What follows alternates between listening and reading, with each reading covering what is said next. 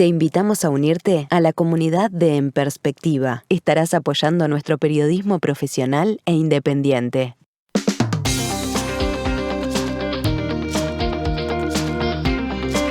Seguimos, estamos en la tertulia de este lunes 16 de noviembre de 2020.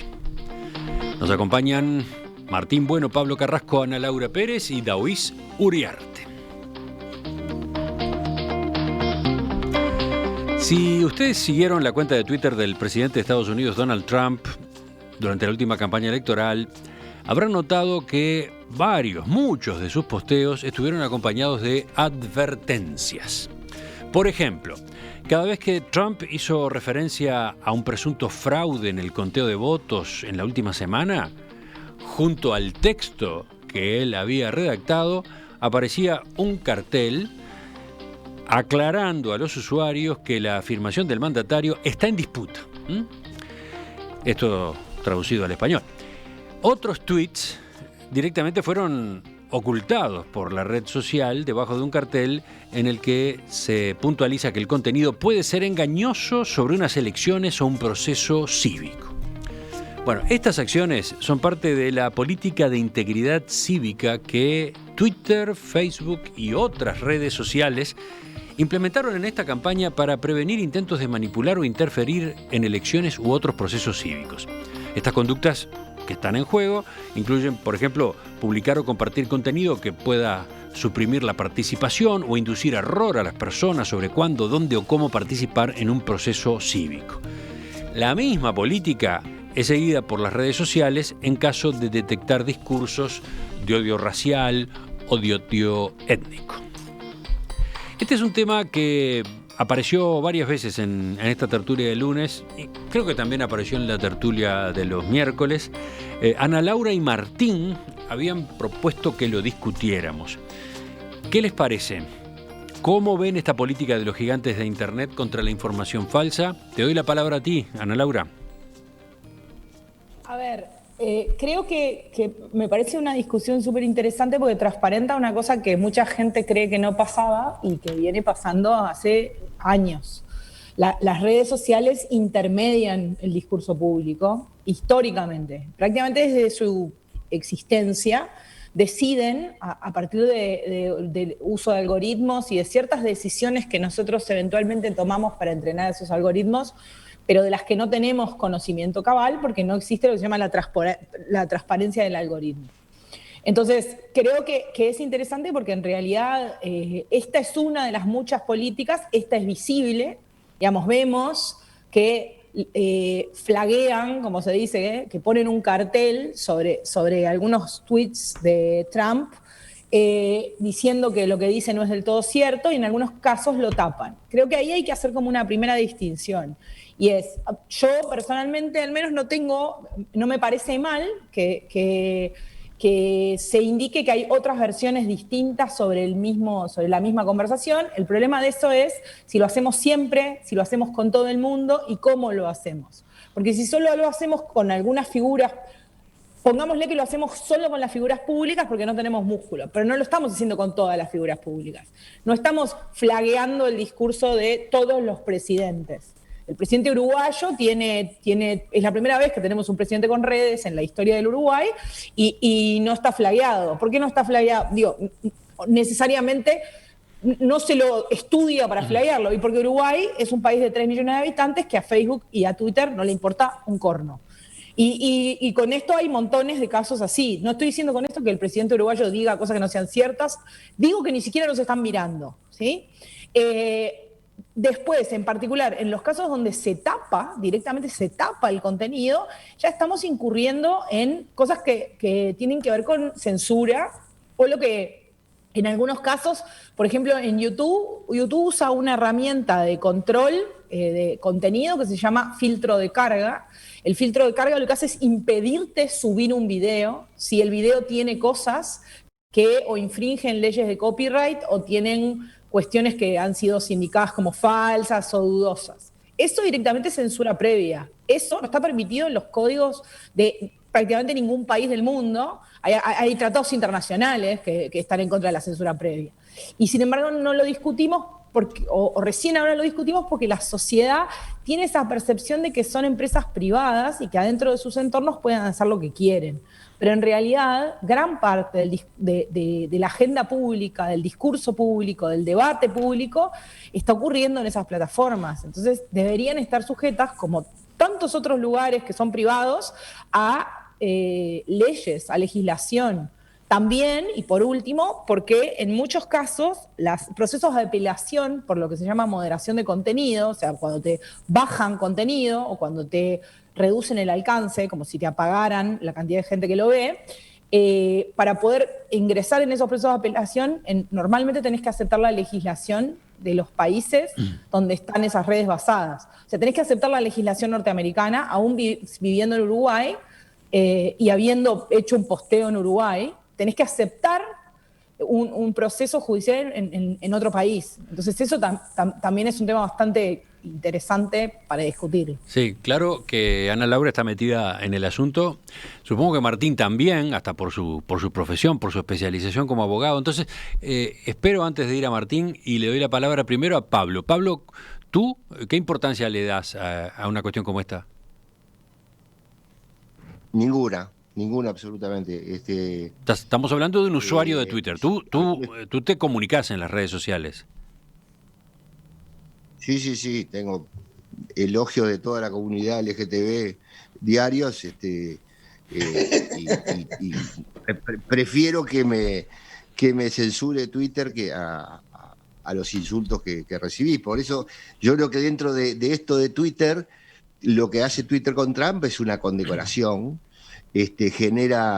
lo victimiza, genera la sensación de la gente de ser un valiente, que va a decir lo que quiera, enfrentándose nada menos y nada más que a Twitter.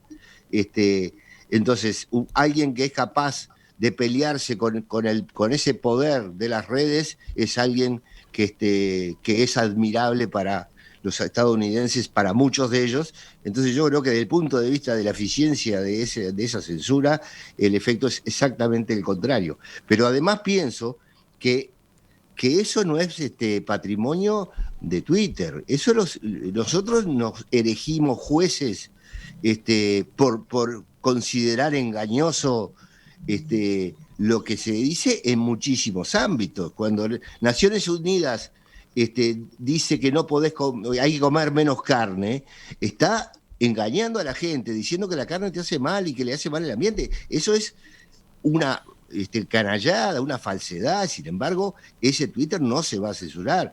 Cuando tenés que el gobierno te dice que no podés poner sal y tenés que usar el cinturón de seguridad, también está diciéndote lo que tenés que hacer o lo que no podés dejar de hacer en una sociedad. Entonces, no dejemos solo esto a mirar a Twitter y, como siempre, el árbol Twitter y no el bosque que tenemos alrededor. Si yo voy por la calle, pasa una chica linda y yo le digo, tengo el corazón a 1000, pero a vos te lo dejo a 900, lo que va a pasar es que todas las mujeres que estén ahí más dicandia me van a pegar una paliza por haber hecho un piropo. Sin embargo, todo eso está perfecto. Entonces, yo lo que me indigna un poco es la paja en el ojo ajeno en este caso y no la nuestra. Tenías sonrisas varias mientras intervenías, Pablo.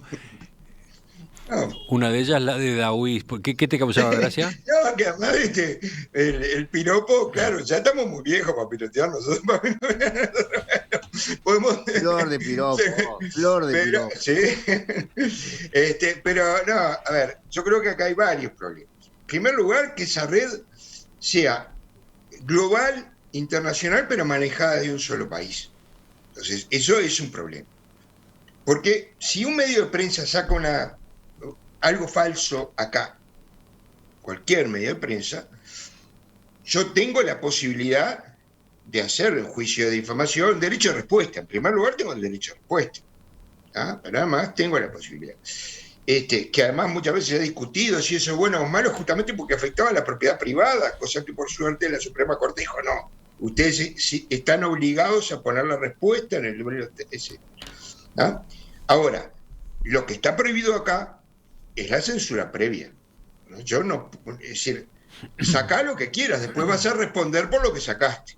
Ese es el criterio, y ese es el criterio lógico, es un derecho humano fundamental, el derecho a la información. ¿Cuál es el problema? Que, claro, lo que no está previsto es la globalidad, y que solo podría ser, digamos, objeto de una legislación internacional por un acuerdo internacional. Ahora, hay sí elementos de derechos humanos muy importantes en esto. La prohibición de cualquier propaganda del nazismo, del fascismo, del racismo, está prohibido por las leyes internacionales. Eso sí lo tienen que hacer. Pero eso porque hay acuerdos internacionales que lo prohíben, que lo dicen expresamente. Eso lo tienen que hacer. Ahora, después el resto, el problema es que yo no puedo ir al tribunal de Estados Unidos, y yo nunca vi, realmente, nunca me preocupé, pero si es como acá, muchas empresas te ponían, ni siquiera a Estados Unidos, eran las Islas Caimán. Las Islas Caimán. Pero volviendo al punto, David, ¿tú estás de acuerdo con que Twitter maneje como maneja, por ejemplo, los mensajes del presidente Trump? No, porque yo no lo puedo manejar. Y yo creo que además Pablo tiene razón, en parte, de que el tema es que lo victimiza. Pero esa es otra historia, sí. Ese es el resultado que produce. Está bien, pero a ver, yo creo que ese es el problema, porque en realidad no estoy de acuerdo con la censura previa. No es censura, de hecho no termina siendo censura. La información, el texto está disponible, lo que pasa es que viene con una gigantesca advertencia en el camino, ¿no? No, pero en algunos casos, a ver, si no entendí mal, en algunos casos lo sacan. Bueno, no, claro, en casos como lo que mencionaba Ana Laura. Está bien. Ana Laura, ¿no? Porque pero claro, si soy norteamericano puedo ir de repente digamos, a las leyes federales, pero si soy uruguayo me tengo que conformar con eso. Ahora, creo que mucho más complicado que este tema es el tema del manejo de los algoritmos. Ayer acabo de ver, a raíz de esto, justamente una película sobre las redes sociales, y terminás angustiado, porque Mark Zuckerberg dice en determinado momento que en realidad el problema no era un problema de si era bueno o era malo o era falso. El problema es que eso le hace perder muchos usuarios a Facebook porque se enojan y se van de Facebook. Entonces él pierde plata. Entonces el problema no era ni siquiera un problema de principio, sino que era un problema de dinero. Martín. Y el manejo de los algoritmos que se está haciendo es realmente un problema que yo creo que merece una legislación internacional, porque en realidad es una forma de dominar, digamos, la mente de las personas. Si uno esto es para analizar muy profundamente. Ahora sí, Martín. Sí. El otro abogado, el otro que está muy metido en estas cuestiones. Hay dos fenómenos que se dan al mismo tiempo, y es que y eso produce que esto tenga mucha gravedad para mí. Mucha más gravedad, obviamente, desde el punto de vista, si queremos, filosófico del estadio de la humanidad en el que estamos. Uno es la característica de empresas globales monopólicas. ¿Qué quiere decir? Por ejemplo, en los medios de prensa tenemos canales de televisión, radios, medios escritos por cada jurisdicción. Cada país tiene 4, 5, 6, salvo Cuba, que obviamente tiene una libertad, salvo algunos países que son autoritarios. En términos generales, en el mundo occidental, los medios de prensa hay variedad, ¿tá? En todos sus diferentes canales. El tema es que hoy los medios de prensa se paran arriba de una base más grande, que son las redes sociales. Y abajo de las redes sociales están las cosas que pasan, diríamos. Y está la población, la ciudadanía, los actores políticos. Y en eso hay un sistema monopólico de únicamente dos empresas que manejan prácticamente, ¿qué será? El 90-95% de los contenidos que se difunden. Yo, para difundir algo, necesariamente tengo que ir a Twitter. Por algo los líderes de opinión, los políticos, los personajes conocidos, etcétera, todos tienen Twitter y todos manejan Facebook. Yo tengo que usar las redes necesariamente para existir. ¿Bien? O sea, para existir tengo que usar las redes. Como en plena pandemia, para comprar algo, tenía que recurrir a ciertos canales de comercio electrónico.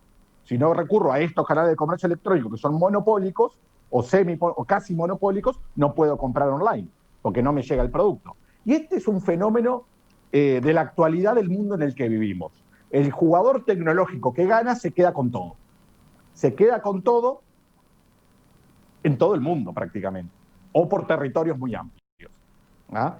Ese es el primer tema. Y el segundo tema que tiene que ver es el de la privatización de la justicia. ¿Ah? Acá hablaban de la justicia, la jurisdicción. De hecho, la única manera de resolver un conflicto en Twitter, en Facebook, o en cualquier canal de comercio electrónico, o en cualquier plataforma, es en la propia plataforma. No existe la posibilidad de acudir a la justicia. ¿Tá? No existe. ¿Tá? Es una quimera poder acudir a la justicia. Los usuarios, sean quien sea, tienen que recurrir a las propias plataformas para resolver sus conflictos. ¿Bien? Entonces, estos son dos fenómenos que se dan al mismo tiempo. Y acá lo que está sucediendo, y Pablo lo planteaba clarísimo, Twitter, históricamente estas plataformas querían neutralidad. ¿Qué significa? Yo no quiero responsabilidad.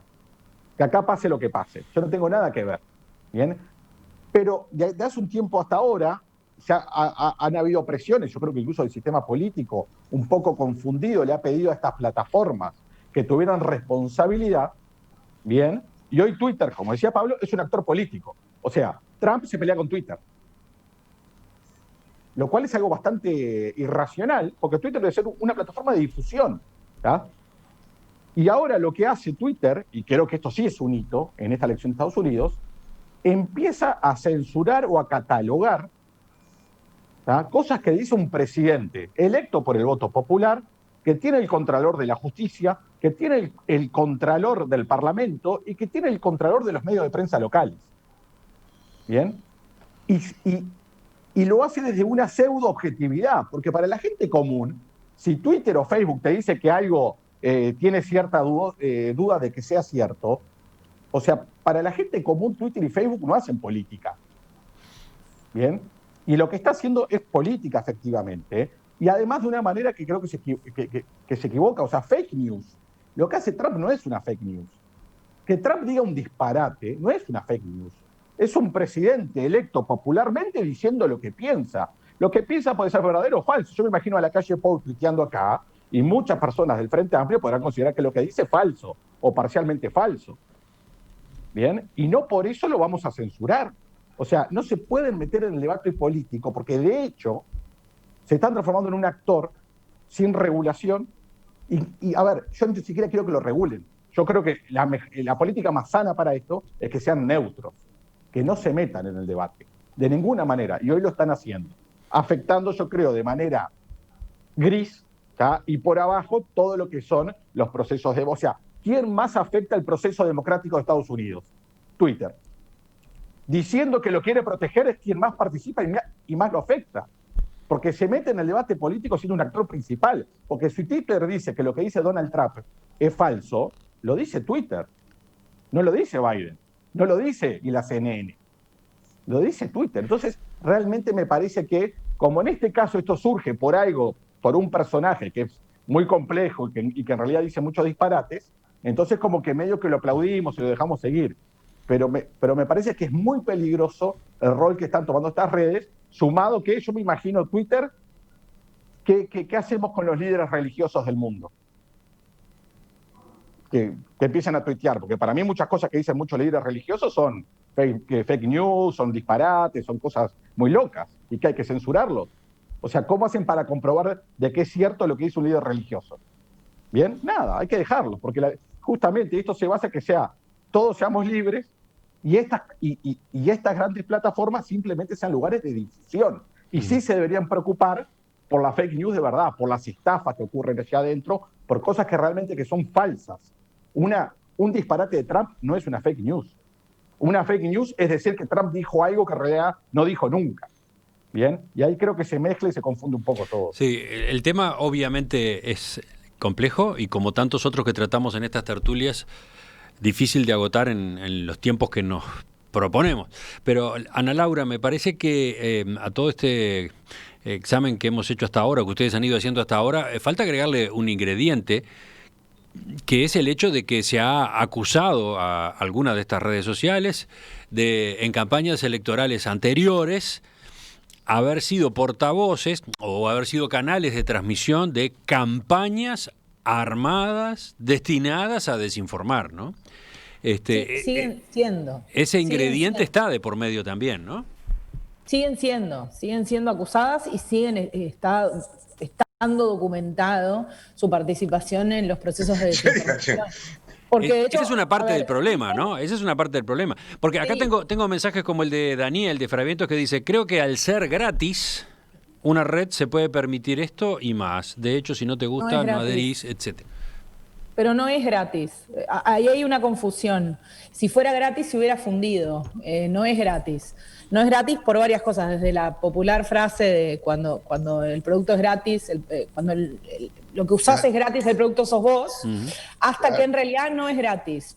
Por ejemplo, muchas de las veces que se ha señalado la participación, bueno, Twitter hace cerca de 2 años o 3 dejó de permitir la pauta política. O sea, no se puede pautar, no se puede pagar por la difusión de mensajes políticos. En Facebook sí. Y de hecho, una decisión muy criticada de Zuckerberg es que Facebook tiene un acuerdo con fact-checkers, con organizaciones de la sociedad civil, en algunos casos agencias de noticias como AFP, que tiene una unidad de fact-checking, o organizaciones como Chequeado en Argentina y de otras partes del mundo, que son las que hacen el proceso de chequeo de algunas publicaciones y que ponen esos flagueos, esas banderitas en algunos casos. ¿Sí? No en el caso de Twitter, que es como dice Martín, lo hace Twitter, ¿no? En este caso hay un flag hecho por una organización subcontratada que de hecho dice quién es la que hizo ese flagueo. Pero el problema es que, por ejemplo, esto no se produce en la propaganda política. O sea, básicamente si tú pagas, en Facebook podés mentir. No te flaguean, ¿sí? Primer punto polémico del asunto. Espera, Laura, sí. Lo mismo que en la televisión, en la radio, en el periódico. Si tú pagas, sale el aviso.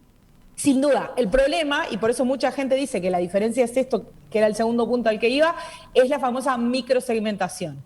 La diferencia es que cuando alguien miente en la tele lo vemos todos y podemos accionar determinados mecanismos que permiten que ayudar a los demás a ver que esto no es tan así.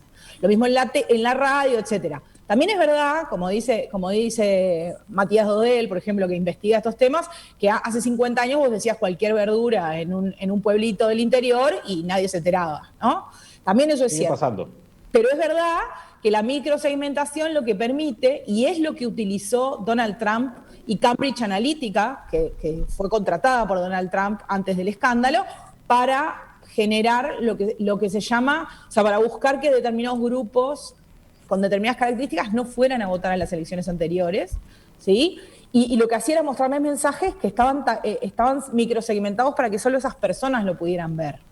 De hecho, por ejemplo, ahora hay una universidad de Estados Unidos, no me acuerdo si es el MIT o Harvard, que estaba haciendo una investigación sobre la microsegmentación, y lo que hacía era pedirle a la gente que se pusiera una extensión de Chrome para medir lo que veía cada persona y hacer un mapeo.